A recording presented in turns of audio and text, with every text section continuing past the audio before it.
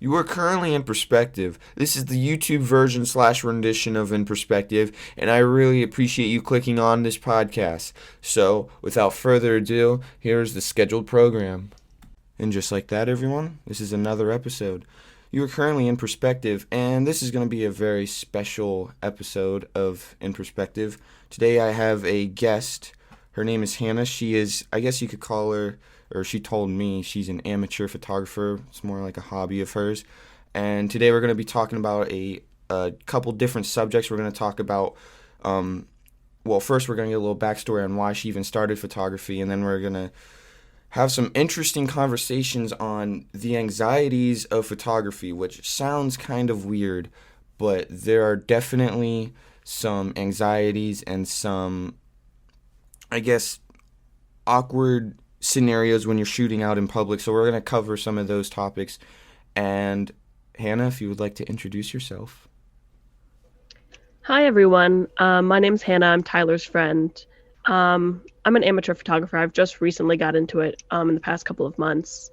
I actually saved up and bought myself my first real camera. It's a Fujifilm X-T30, and I only have one lens, which is a 35mm, and I've been shooting on that. And for everyone who's listening, just a disclaimer. Do you mind if I say that we work at Walmart, even though I kind of just said that? Yeah, go ahead. Okay. So me and Hannah, we both work at Walmart. It's very sad, but yeah, that's kind of how we both have been able to afford our cameras or whatever. So without Walmart, we wouldn't be able to take the photos that we do. But with that being said, I wanted to, before we even start, for everyone listening, I've told a lot of my friends this, and whoever is listening, I don't even know how many of my friends listen to this, but why the crap did my last podcast get over 300 views within, not even 2 days? I remember it went from, 10 views within the first 24 hours, and then just jumped to, 112 overnight. And then throughout the whole day, it just exponentially grew to, 300. I don't know who kept replaying that podcast or what, but it was very strange. I don't know what the crap was going on with that. And then I checked YouTube Studio, and it was saying my video was getting suggested in people's recommendations or whatever. And I was like, why can't my actual videos that I put genuine work and effort into actually get that many views? But hopefully this podcast gets something along those lines. But yeah, for now, all right, let's get back to the whole photography thing. So Hannah, first off, this is the obvious question. Why did you kind of want to get into photography, and what, I guess, inspired you to even pick up a camera? I was sort of looking for a creative outlet, and that sounds a little dumb, but with everything happening in 2020, my life just got kind of dull. I was at home, I was stuck inside, my classes were completely virtual. I had no sort of fun outlet. I used to go out and hang out with friends and do things with friends.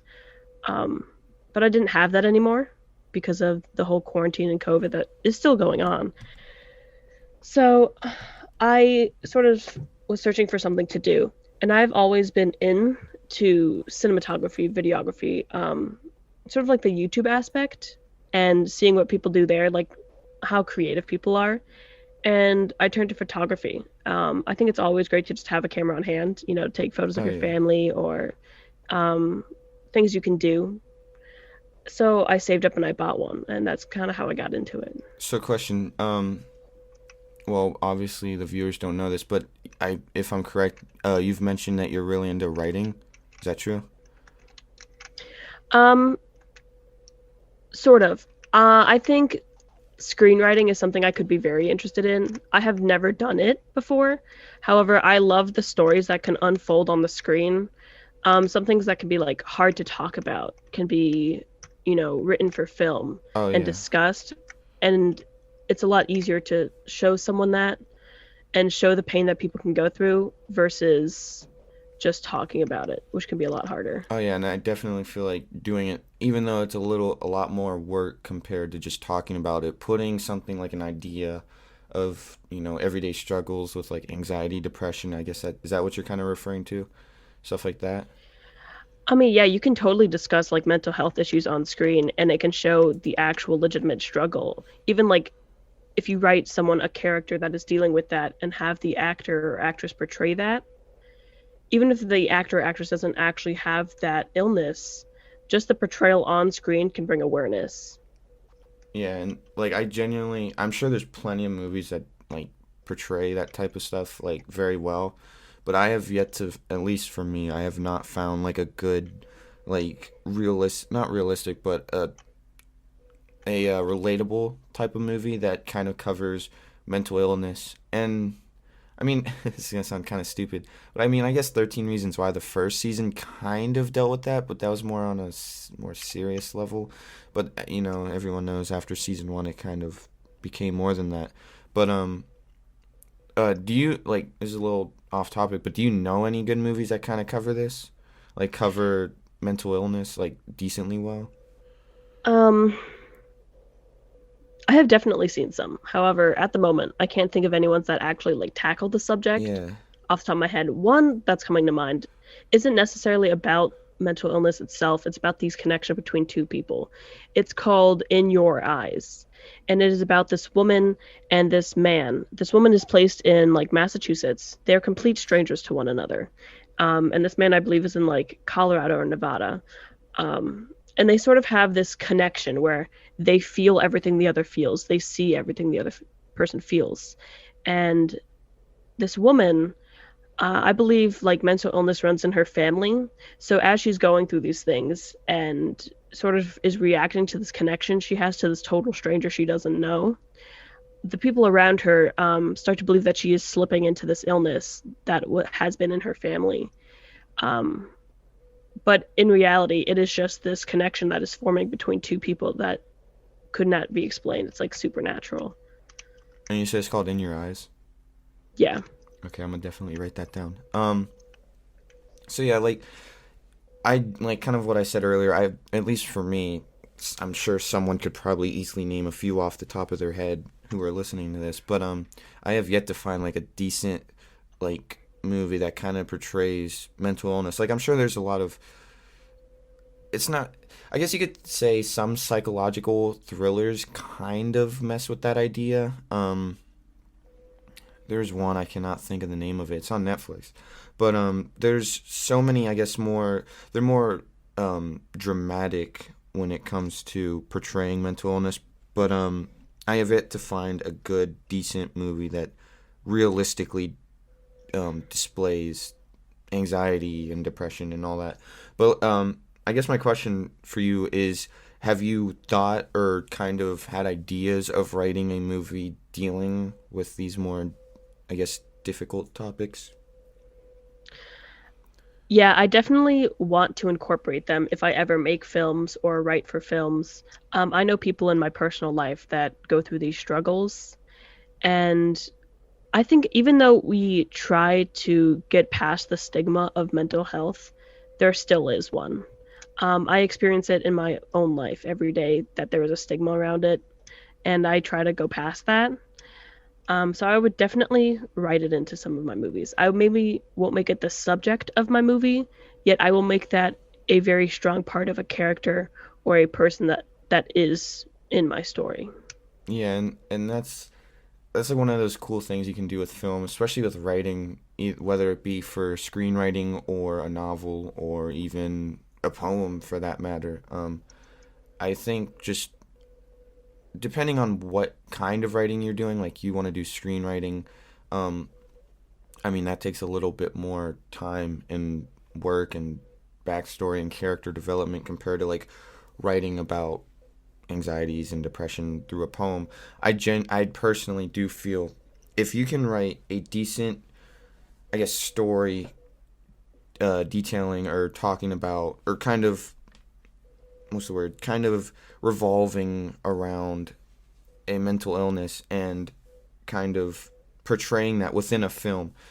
I genuinely think that if someone were to who's someone who's experienced it and someone who's gone through it, I don't know why and I don't know if I'm missing it, but I genuinely feel like there's not enough good movies that kind of, like I've mentioned before, portray that. And I'm just saying, if you ever do, I think that would probably be a good like idea to kind of base a movie on, even though you kind of said you would have a character that has it and it wouldn't be the whole film or whatever. But in my opinion, I feel a lot of movies just don't really portray it in a very realistic manner, if that makes sense. Yeah, I have definitely seen like TV shows and movies that have a character like suffering with depression. And at least from the people I know who have actually suffered with it and are still currently suffering with it, that portrayal doesn't really match up with the real life counterpart. Um, I mean, it is for TV and it is for screen, so it could be like dramatized or made to make it more viewable. Yeah. However, I don't know if that is the correct thing we really need. You know, I would want to see it like a correct portrayal of it on the screen. Yeah, and yeah, kind of like what you said, like it's just I guess it's very fantasized and very over dramatic almost. But yeah, I I'm sure someone listening to this could easily name a good few off the top of their head that portray mental illness very well, but I guess you and me both can't think of one. But so let's change the subject here a tiny bit. So back to the whole photography thing. Um, okay, so this is like completely a change of mood. But what are your kind of like favorite genres of photography? Like your different types. Like you have portrait. I know you've done a lot of portrait lately. Landscape. Speaking of landscape, oh, I have to bring that up in a little bit. But what's your like favorite type of photography? Um, to look at, I do love landscapes and cityscapes. Right now, all the photography I've mainly done have been like candid photos and portraits of people. And I do like taking those. I like enhancing someone's natural beauty. And with the people that I've taken photos with, I've had one person that is like a total peacock and just can like pose in front of a camera and is totally natural. And then my the other person I've taken a photo of, they were very hesitant, very like anxious and nervous. And they're like, I'm not good in front of a camera. I don't think I'll be very good at this. And I was like, listen, don't worry. We're just friends. You know, you just do your own thing. I might help a little bit and it'll go okay. And at the end, she was like, wow, I can't believe you captured me that well. And I was like, neither can I. Yeah, and then and yeah, that kind of brings up so many different questions just from what you said. For your portrait shoots or whatever, do you go into like where do you like usually do them? Because I know I've seen a few where you're in like the middle of a field, and then I've seen a few where you're in the middle of like a town or whatever. Where do you like prefer to take portraits at? um, I honestly think it depends on the person. The ones I've taken of like in the city, I guess you could say in the town, it definitely fits that person's personality. She's a good friend of mine, and she is definitely not like I want to sit in a field and take flower photos kind of girl. She's like I want to wear a blazer, high heels, and I want some nice mood photos with like town lights in the back. And you know, as I have been like living here my entire life, I like drive by and I was like, you know what, that would be a good place for a photo, or I think I could definitely take a good photo there. And so I kind of keep these like mindsets of I could take one there, I could take one there, and just like kind of catalog them in my brain. So then when someone wants to take photos, or if I'm like, hey, I want to practice my photography, um, I have places in mind. Yeah, and that's definitely something I feel like that kind of goes to show, at least for the both of us, that's like that passion that it's like you're constantly looking out for the next best shot or the next best location for whether it be portraits or just, like a street photography shot or whatever, you know what I mean? So just Hmm. having that in the back of your head all the time, at least in my opinion, is like a really cool thing to have as a photographer. But let me ask this: when you guys are doing portraits in uh the town or whatever, I have a few stories of my own to kind of back this up or whatever. But do like people stare at you guys whenever you guys are like posing and just like being, I guess, creative while in public or whatever? Like, do people stare at you, or not really stare at you, but like you get that weird feeling that people are, I guess, judging you almost? 100%. Luckily for us, we went out at like a later time, so there weren't as many people walking on the street or out and about. But there were times when, people got in your shot and you would have to like redo it again or get in the same pose, or people would walk by and they would see a camera and kind of freak out a bit. They would like give you a second glance. Oh yeah. And you do get that anxiety of, someone's going to confront you and be like, I don't want my photo taken, or am I in your photos? I don't want to be in them. Like, Has that even if ever they're in the happened to you? background and blurred. Not yet, no, but I do have that fear, Oh yeah. sort of someone coming up to me. One thing I've noticed, or one thing I've been told while also noticing it, is people genuinely probably don't really care as much as you would think they would. Like when you're out and about, people like yeah, you'll get looks or whatever, but you're, I don't think anyone like, at least from me, from what I've experienced, except for one time, people aren't gonna really be like, oh, I'm 100 feet away from, I'm 100 feet away from your photo or whatever, and I'm in the background, 100 feet in the background or whatever. They're not gonna. I don't think people are really gonna come up to you and be like, "Yo, delete that," even though I'm just one big blur in the background or whatever. But like I can definitely understand where and why people, I guess me and you, would be like kind of anxious to like even want to take photos while in town because people are weird and they'll like come up to you and say the weirdest things or whatever. And that kind of reminds me. There was one time in Old Town or whatever. I guess you were in Old Town, Warrenton shooting, weren't you? Yeah, yes, I was. So yeah, so I was there too. There's this one, I guess like mannequin shop. I don't know which. It's on like some corner street or whatever. I don't know if you know what I'm talking about. And they have like these mannequin heads, and I was just being dumb, and I was with my friend, and I was just taking pictures of the mannequin from like this like barred window or whatever, and some lady like starts to like slowly drive up next to us or whatever, and she's like she rolls down her window, and I guess this is the first time I've ever got yelled at while taking photos, and this is when I first started, so this was not a good experience.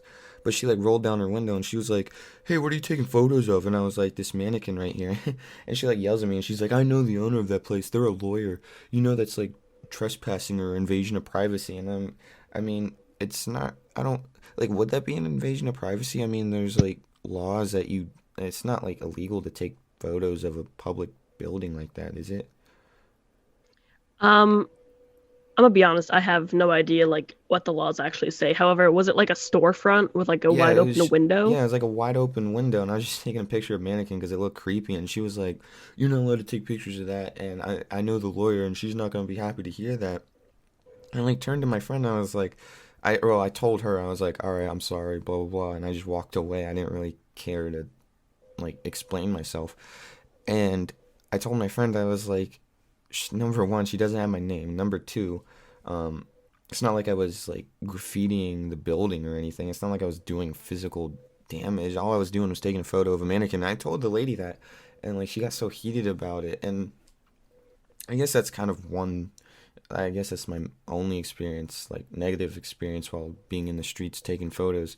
Um, like I don't really think people, except for that lady who are, the typical Karen type. I don't really think people are gonna get heated over you taking photos, because like as long as you're, I mean, depending on what kind of photography you're doing, if you're doing portraits or whatever, that's different. I don't think people are gonna come up to you and be like, "Yo, you're being weird. Stop taking photos." You know what I mean? Like maybe if you were in the middle of the street taking portraits or something like that, you'd get yelled at. But just being on the sidewalk next to a building, like posing or leaning on a building, and you're not gonna get yelled at. But I, Yeah, I definitely think it matters what kind of photos you're taking with like the risk involved. Not risk, but like the amount of anxiety you experience being out in public, like shooting a subject.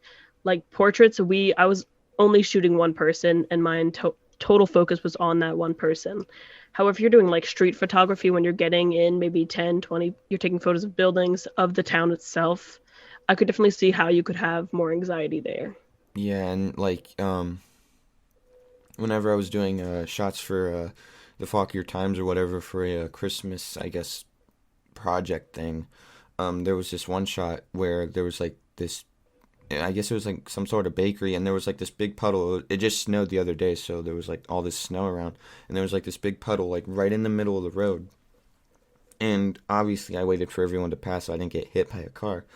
But like obviously people were walking on the sidewalk or whatever on the other side, and I was like getting down towards the puddle and trying to get like a reflection shot, and I can't really like it's kind of crazy how many people, I don't know if they're judging me or just like looking at me weird, but like the amount of people that like tend to look at you when you're trying to get like a really like when you're really into a shot or whatever, like me with that puddle trying to get that reflection shot, I was really into it, and I was standing there for a good minute trying to make sure I got enough photos to make sure they all came out good or whatever. People tend to like kind of look at you, and I don't know if they're judging you, but they tend to like look at you and they still carry on with their day. But like, even though they're not physically or verbally like bothering you or whatever, it's still that like constant fear of like, oh, what if one of these people think I'm doing something like going down like a back, not like a creepy back alley, but like going down like a side street or whatever, and you're just by yourself or whatever, and you're like holding your camera. Like people tend to look at that and they get kind of suspicious or whatever. So like I guess this can kind of tie into having anxiety while taking photos or whatever. And I guess there's like two different types of anxieties while I guess doing photography. Like I don't know, depending on, well, one thing I've noticed while taking photos of like families and people I'm not like completely friends with, there's definitely anxiety between having a client that you never really worked with and having anxiety while taking photos on the street. Um, as for you, I don't know. Like, if someone offered you money, like some family or some uh, couple or whatever, and they wanted you to take their photos or whatever, and they paid you, like in your opinion, do you think you would be anxious or kind of nervous to do that, like telling them to pose and whatnot?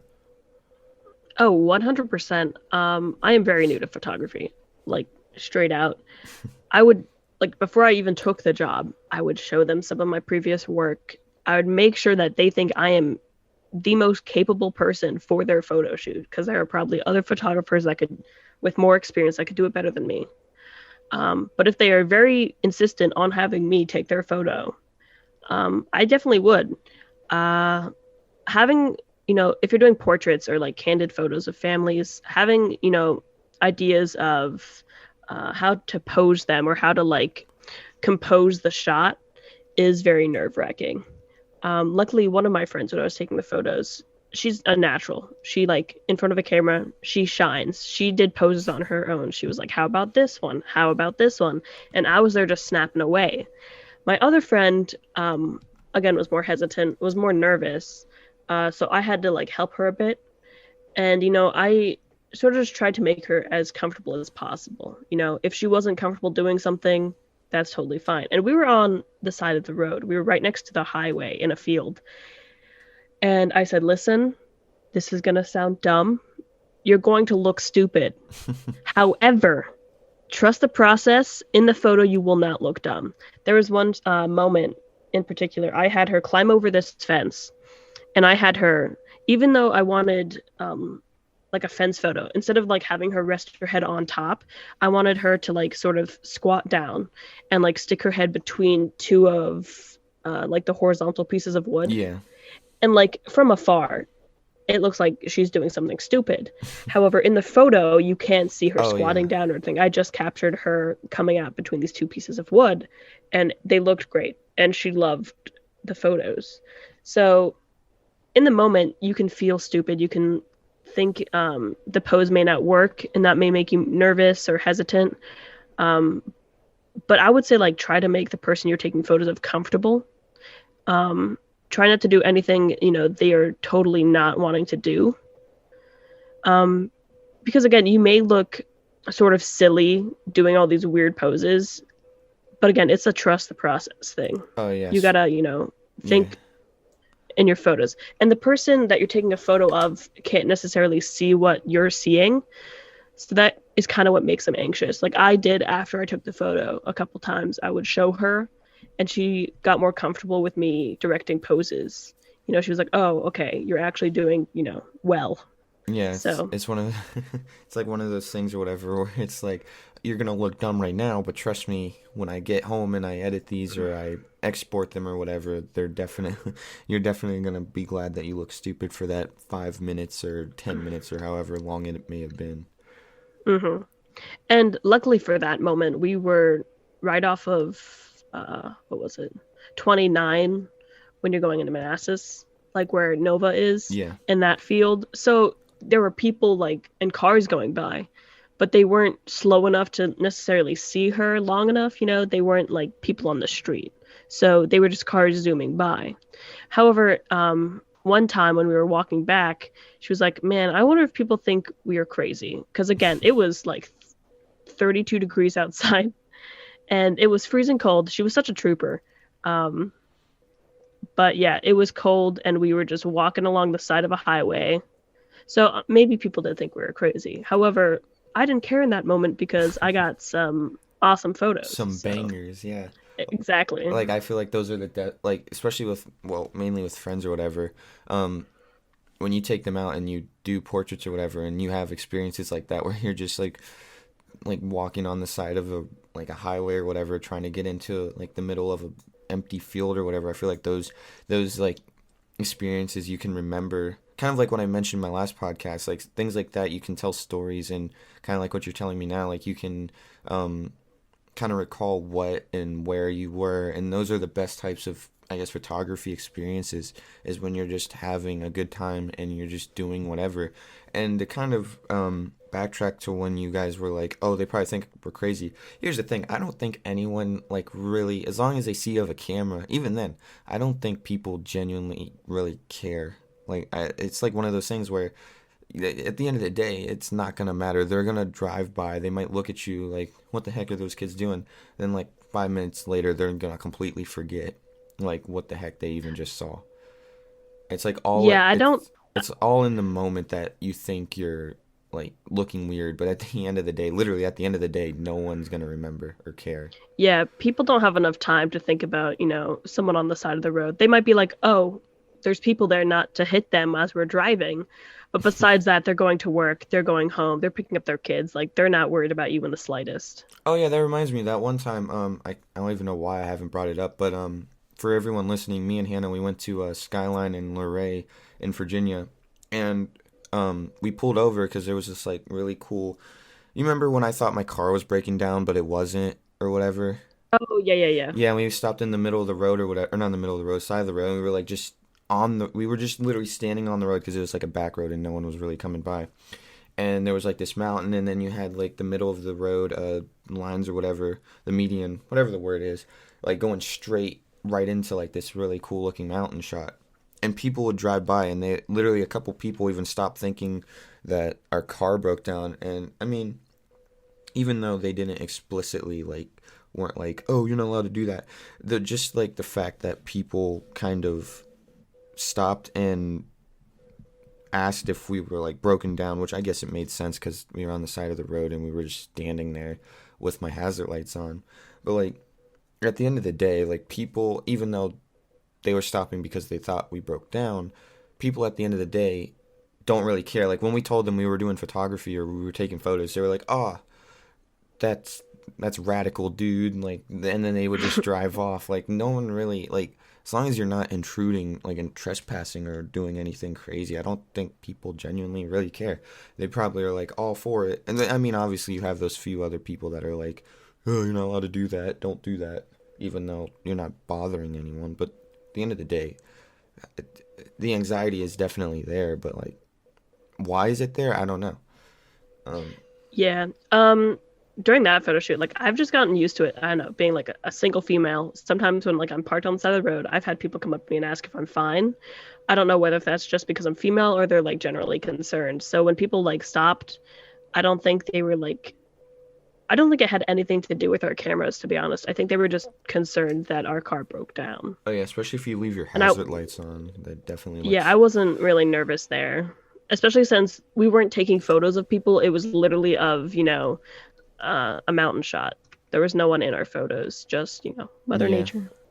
I mean, since it was kind of a big road and they could see us from like quarter of a mile down the road and they just saw us standing in the middle of the road, they were probably a little bit concerned, but I mean, they definitely had a reason or had a right to like at least ask like what's going on. That's like common Hmm. courtesy. But I'm like just taking street photos like when we were in Luray or whatever. Um, like I don't remember if I showed you that one shot of this dude on a moped, and I was just like holding down my shutter and I was just taking photos of him. Um, like even though he probably noticed me like just aiming my camera right at him for a good 5 seconds, people aren't gonna just like pull over to the side of the road and just be like, "Yo, what the crap are you doing?" I mean, Yeah, I yeah, don't think I was gonna expect him to whip his moped over to the side, totally cut off a lane and be like, "Listen, pal, delete it right now." yeah. I mean, I actually got a cool shot of him. Yeah, I remember that photo. Yeah, that It's one pretty was cool. pretty. Yeah, that was all right. That was an all right photo. But yeah. And then there was this one kid. It's a little off topic, but there was this one kid who was rolling down the hill on his skateboard. He was just like laying down or whatever. He was sitting on his skateboard. Remember that? He was just like, Hmm. yeah. Lorraine's a strange place, but I mean, work smarter, not harder. He was going down a hill. yeah, he was. I I mean, appreciate that. Yeah. yeah, I think he almost ran into a lady actually, which was kind of funny. But Her fault, get out of the way. yeah, dude was just straight up chilling. But yeah, for the whole anxiety aspect or the whole kind of getting nervous while taking photos on the streets, I definitely feel no matter how comfortable. I mean, I'm sure you'll get over it at some point, but like especially if you're newer, that anxiety is definitely gonna be there no matter who you are, no matter what you've done. Because taking photos on the street, people are gonna look at you and people are gonna not judge you, but people are just gonna kind of give you a side eye or whatever. A side eye? I don't even know if that's a word, but people are definitely going to give you a little bit of a quick stare. But at the end of the day, like I've kind of mentioned, people don't give a crap. People are just going to wander off, and people are just going to do about their day and like not even care. They might look at you, but they're trying to go to work or they're trying to get food or whatever it may be. No one cares, and does that completely remove the anxiety? No, not really. But having stories like that one lady who kind of pulled me over, or not pulled me over, but like rolled down her window to talk to me, stuff like that, even though it was kind of a negative experience, I feel like stuff like that is what makes photography worthwhile. And I don't know if you've had an experience like that, and I don't know if you're gonna have an experience like that, but stuff like that is kind of like what you take home with you, and it's like you have these photos to tell stories with, but you also have physical, like verbal stories to tell that actually physically happened. Um, but I guess that can kind of lead us into this is a good thought I actually wrote down earlier or the other day is feeling inspired to even take photos when it seems like everyone else has done the same thing. You have different portraits, people like peering through a fence or kind of like what you mentioned, or having, the typical mountain shot or the typical, I don't know, the cliche sunset photo, like stuff like that. It's like, where does this, like, I'm asking you, and it's kind of asking myself really, like, what even inspires, I guess, us as photographers to even take photos when it's like everyone else has quite literally done the same thing? Well, with the ones in the field of the portraits I did, I wanted to practice like a golden hour photo shoot. Now, if you go on Google and you look up golden hour photo shoot, you'll find I don't know how many photos, so many of people sitting in a field, with the sun coming in and they look gorgeous and beautiful. But I wanted to shoot my own. I don't know if that's really inspiration. I'm still learning. I've only done a couple of photo shoots, so I'm still learning even how to use my camera properly. How to get the right ISO, aperture, shutter speed, like the trifecta that I need. So I wanted to shoot my own, and luckily, since they're portraits, that person has never done a golden hour photo shoot, so those photos are completely unique to that person. It might be inspired by other people's, or they might like look similar to other people's. However, they are of her, and I just wanted to spend a fun day with my friend. Also. Um, Yeah, and they that's weren't groundbreaking photos, but at the end of the day, I got practice, and she got photos of herself that haven't existed before. that's actually a really good reasoning behind that. That's actually a really good reasoning. That's like a really good point.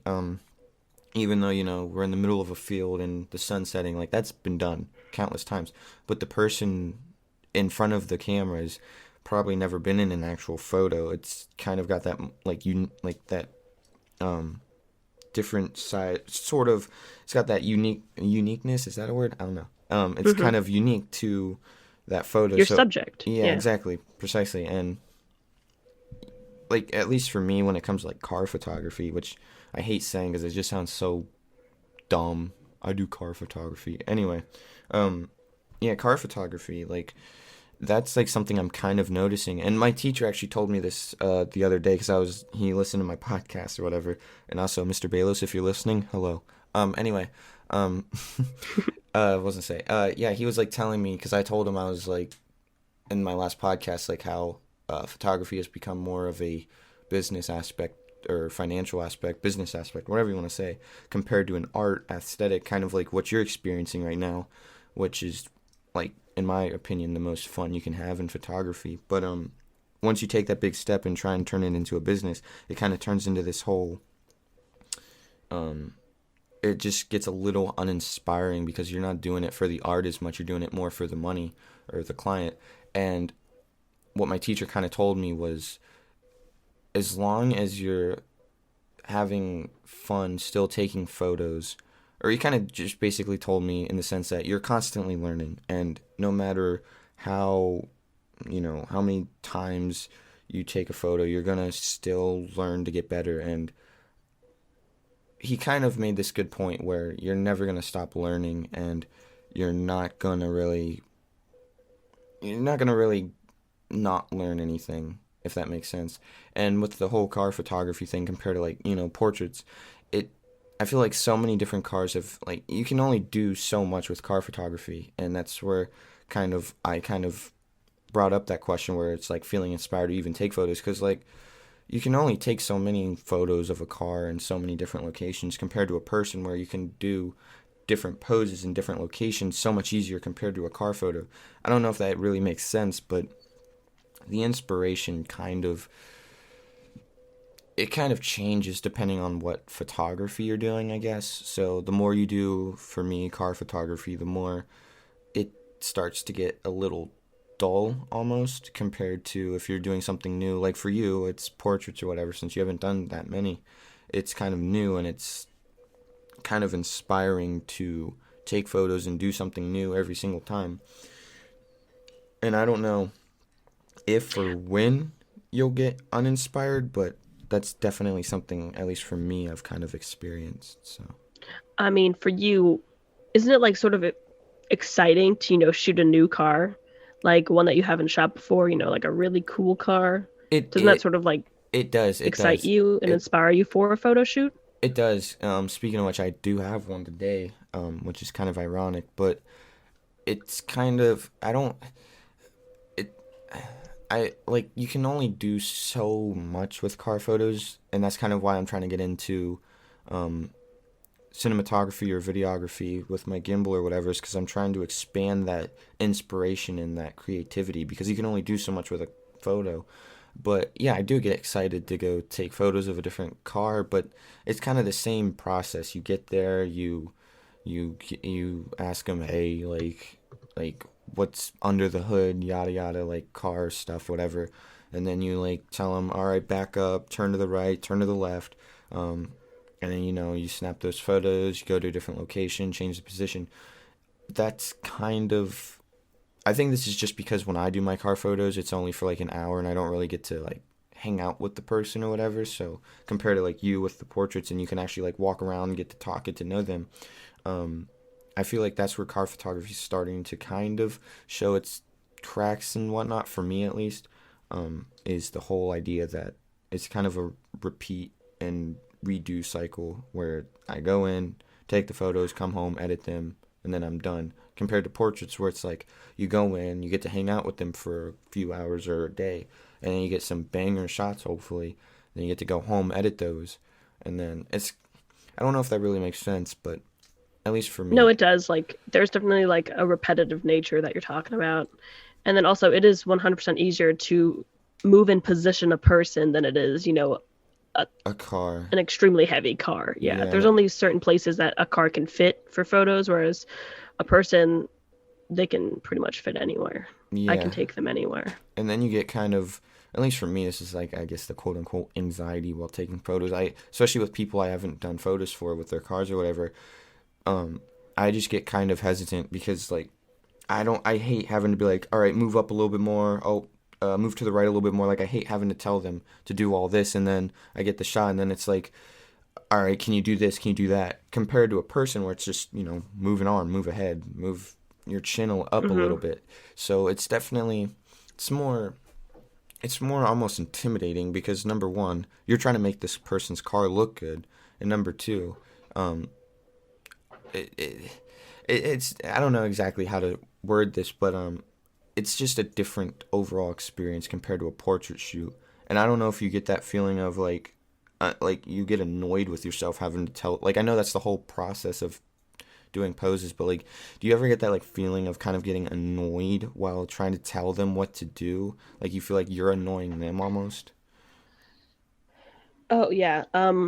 With the golden hour photo shoot, I needed her like directly in the sunlight for my photos, and for a lot of my shoots, I was like, hey, listen, I need you to tilt your head to the left. I need you, okay, that's good. I need you to tilt it up now. Oh, that's too much. Go down a Yeah, little bit. Like, it may take a lot of work to get into the certain pose that you need. And at times, I do feel like I'm annoying the person I'm taking photos of. However, once they see that photo, I don't really think they were annoyed anyway.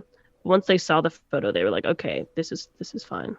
And do you, when you take photos of cars, do you show them like as you're going, or do you like completely show no, them after? I never show people my photos straight from the camera because since I do a lot of, well, somewhat a lot of editing, I it dramatically changes the way the photo is gonna look. So I typically don't show them the photo beforehand. Like for Hmm. that BMW, that 325i that's on my Instagram, that was shot in direct sunlight. And if you looked at the raw photos or just the photos without edits or whatever, they look like garbage.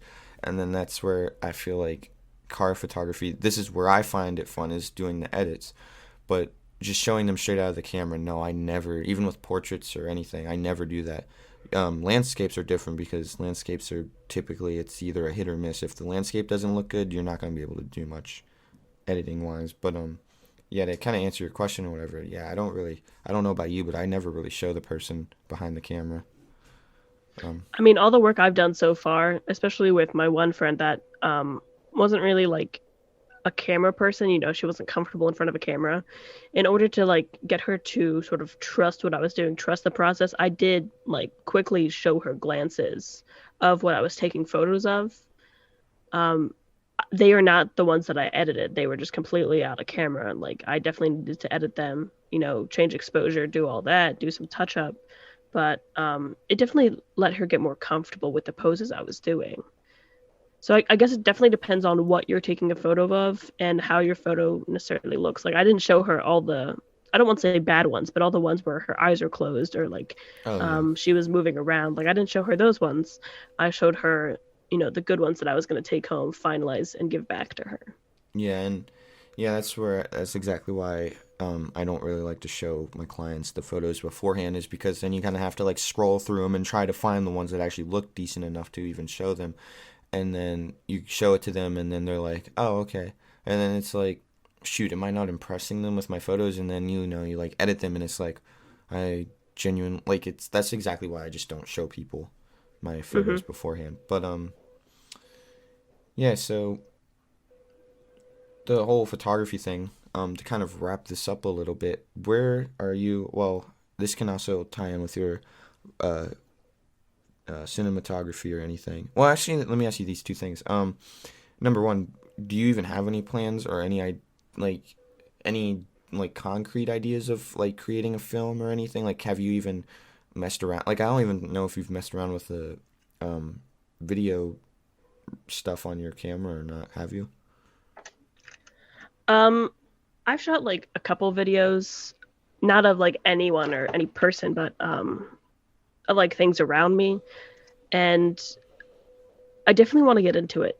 I have a couple ideas. I really do want to do like a coming of age story about living in a small town.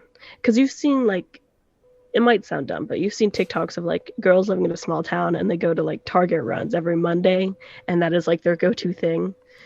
I want something sort of like that, but about dreaming of something more and sort of escaping your small town that you live in. Yeah, and I feel like coming of age movies, those are definitely like growing in popularity. Like for example, Big Time Adolescence, which has not my, but has my favorite actor, Pete Davidson. That's like a good example of like you're kind of realizing, oh, well, I don't exactly know how you're gonna write it, but it's kind of become this like really popular genre of movie, I guess. Which is all for good because they typically are good movies. But with your idea, I genuinely can't think of one that's been done like that almost. Um, but I think that would be a really good idea for a film, and it could also tie in with the whole mental illness thing. Like they feel homes not homesick, but they feel like they're like trapped in this depressing small town, and it's like causing I don't know, but that's just kind of. I mean, there's so many coming of age movies.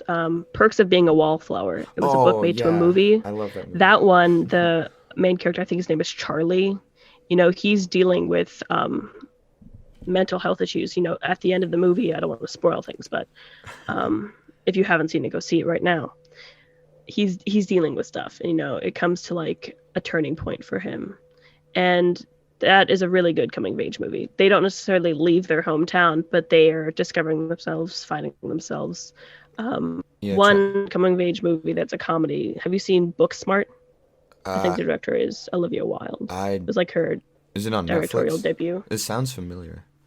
No, I think it's on Hulu actually. Again, go see it. It is very funny. It's about these two girls that are best friends, and they are like straight A students, like totally like teacher's pet, like have never partied in their life. And they realize that all the people that partied and had fun in college also got into the same great college as they did. So for like one night, it's kind of like what's that one movie? I can't remember, but it's kind of like one night only. They go and party and have fun and do everything they could have done in high school, and they make up for it in one night. And that's just like a totally different coming of age story. So all of them are similar, you know, all of them have their same similarities, but at the end, it's all a different story being told. Yeah, So like Perks even of though Being there's a. like a formula, Yeah, there's you like could still do something yeah, unique. there's definitely. I was gonna say the same thing. There's like this formula, but like since I know Perks of Being a Wallflower, which is also a great movie, Hmm. um, that kind of has that it has this like this rawness to it, like kind of like not to spoil the end, but it has that realism to it. You know what I mean? And Hmm. people are going off to college, and he's kind of like stuck, like he doesn't really know exactly what to do almost. Um, and he like starts to fall in love with this girl, and then doesn't she go to college at the end or something? That's not really a spoiler, but Yeah. yeah. One, do you remember that one scene where like it's like kiss the prettiest girl in the room and he Oh, makes that and like yeah, terrible mistake? yeah, and he's Yeah. like dating this like really annoying chick or whatever, and then he like kisses the girl he Hmm. likes or whatever, and she's like, "What the crap, man?" And then he Yeah, like shout out to lives. Mae Whitman, love her. Yeah, Amazing actress. yeah, and yeah, that's a great movie. But yeah, for the whole coming of age thing, I feel like you could definitely probably write something very intriguing and very captivating within that whole genre movie. Because, like you said, it's a formula, but it's done differently within each movie for the most part. Hmm. But And I also like they're relevant to me now, you know, at oh my yeah, age of 19.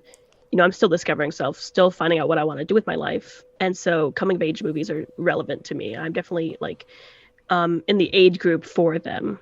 So, you know, as I get older, if I still continue down this line of, you know, movies, film, my taste in movies will definitely change. I will start to make movies that are more relevant to me. But at the time, currently, coming of age movies is what I have in mind. yeah, and like yeah, those are definitely like I feel like those are also the most fun to write because you can also like touch on personal, like your personal experiences, put them in a movie almost, which adds that little bit of a personal touch to it. But All right, to kind of like I guess wrap this up. What are your plans for future photography and well, we kind of already mentioned cinematography ideas, but like do you have any plans throughout 2021 to kind of like are you planning on maybe like trying to see if you can make money with photography or are you just doing it for fun as of right now? As of right now, I have no plans to profit off of my photography. Um, if someone does come up to me, like I've had since I've posted the photos and since my client, not clients, but my friends have posted the photos on their like social medias and Instagram, I've had people follow me. I don't know if that's a direct result. However, if those people ever want to reach out and be like, "Hey, listen, I saw your photos. Can I take photos? Can you take photos of me?" Um, I'm not gonna be I'm not gonna be pressed and say no. If money does come with it, that's always a benefit. But I'm not out to make a profit in 2021. I'm definitely out to hone my skills, learn better, and definitely do a couple more photo shoots. I 100% want to start some videography work. However, the problem that I've come into is I don't really know what to take videos of. Yeah. That's my problem. Photos, it's super easy. Like speaking of perks of wildfire, they're in that tunnel. I definitely want to take tunnel photos. I think that's such a cool idea with the car moving. Oh yeah, It's gonna be definitely. hard, but that is definitely a photo shoot I have in mind. Um, but videography, I don't know, it's a little different. I might have to get more creative, have a sort of idea. I have Yeah. one friend who's a dancer, so I was thinking I could record her dancing and sort of make a video of that Oh yeah, and that'd start be like there. yeah, that'd be like kind of a cool idea. Maybe have like a behind like kind of like almost like a I've always thought of like a good way to kind of get into cinematography is to do like a documentary because like you're always filming and you're like trying to tell a story throughout like just like random events. That, in my opinion, because I'm trying to think of a way to create a sort of a documentary sort of thing, kind of like that impress video, but a little bit different, I guess. Hmm.